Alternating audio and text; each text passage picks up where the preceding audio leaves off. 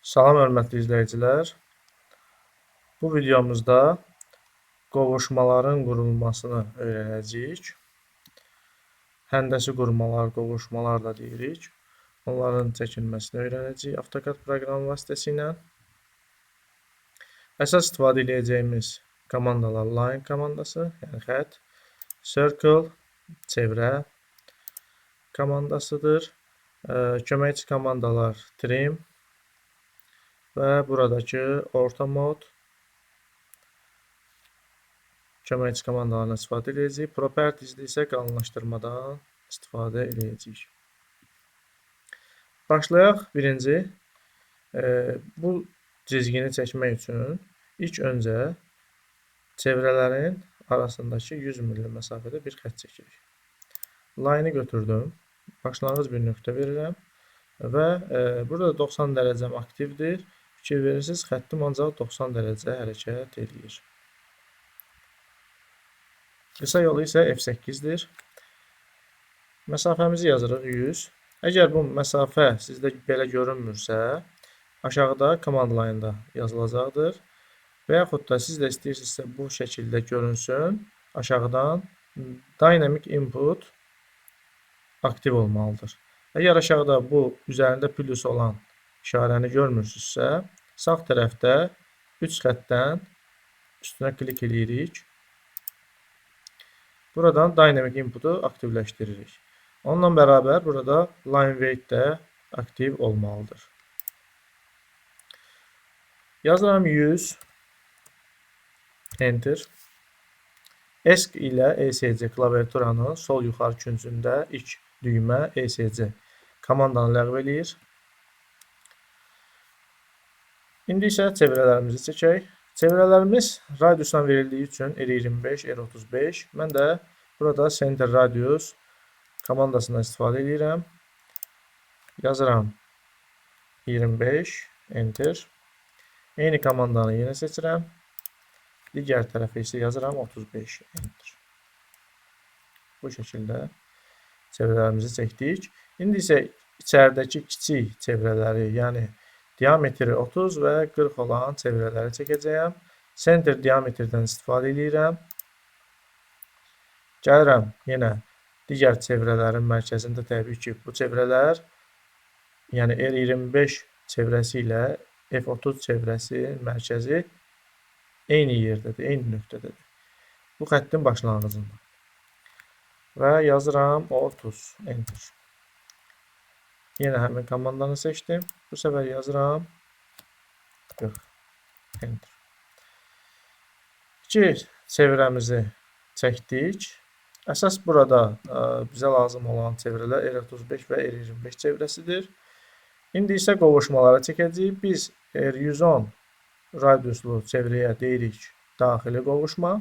Daxili qovuşmana görədir ki, böyük bir çevrə iki çevrəni alıb əhatəsinə, yəni R25 və R35 radiuslu çevrələri əhatəsinə almış olur.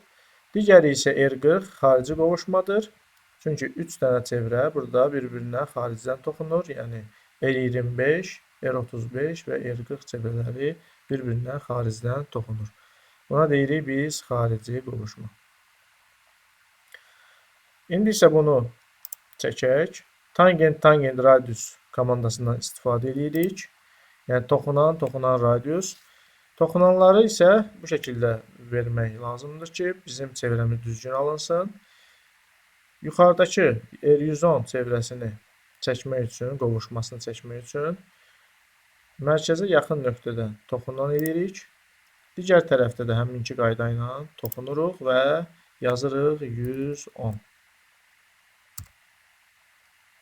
Artıq hissəni trim vasitəsilə qayçı işarəsidir burada trim. Seçirik və enter vururuq, aktivləşdiririk və silirik artıq hissəni. ESC ilə ləğv elədik.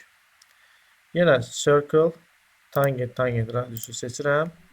Bu səfər içəriyə doğru toxunanları qeyd edirəm. Birinci toxunan işarəsi yaşıl rəngdədir, görünür.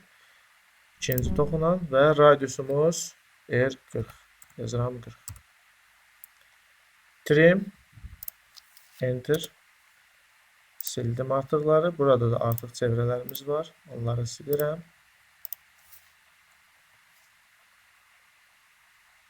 Daha sonra isə bu artıq xətti silirəm buradan. İndi köməkçi burada xətlərimiz var. Yəni mərkəz xətləri, köməkçi xətləri hesab olunur və həmçinin bölüc xətləri köməkçi xətlərdir. Bunları çəkməmişdən öncə əsas konturumuzu qalınlaşdırmalıyıq. Bir-bir xətlərimizi seçirik. Toplu şəkildə də seçə bilərik. Mışqanın sol düyməsini sıxaraq, sıxıb saxlayaraq bu şəkildə bir müstəvini gəzdiririk və hamısı seçilmiş olur. Bir daha göstərirəm. Mışqanın sol düyməsini sıxıb saxlayıram və bu şəkildə işarələyirəm. Gəlirəm Properties. Buradan 0.5, yəni line weight üstündə saxlasaq əgər bunu, line weight xəttin qalınlığı 0.5 olmalıdır. Əgər sizdə bu şəkildə görünmürsə, buradan line weight-i aktivləşdirmək lazımdır. Sonra mərkəz xətlərini vermək lazımdır. Mərkəz xətlərini vermək üçün annotate, çevrənin mərkəzlərini vermək üçün bu qısa yoldan istifadə edirik. Center mark, böyük çevrələrə toxunuruq və bu şəkildə mərkəzlər vermiş oluruq. Orta hissəni isə bu şəkildə birləşdirə bilərik.